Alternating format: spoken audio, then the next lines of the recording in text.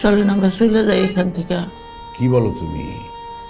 এটা কি ছেলে খেলা যে আজকে এখানে থাকলাম কালকে চলে গেলাম, ভালো লাগলো না আবার আসলাম আবার চলে গেলাম? এটা হয় নাকি? কোথায় যাব? আমার তো এখানে ভালো লাগতেছে না। ভালো না লাগলেও কষ্ট করে থাকতে হবে।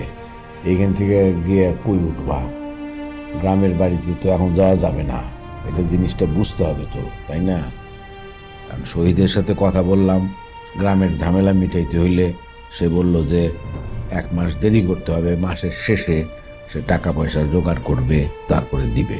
তো এখন হুট করে আবার এখান থেকে চলে যাব, কোথায় যাব? এর থেকে তো বস্তিতেই ভালো ছিল। চলেন বস্তিতে চলে যাই।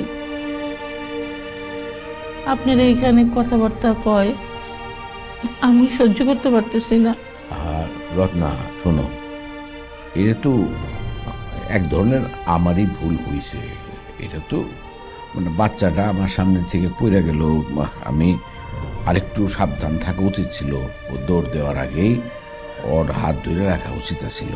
যাই হোক, বলছে আমারে, আমার ছেলের বউই তো বলছে, অন্য কেউ তো আর বলে নাই।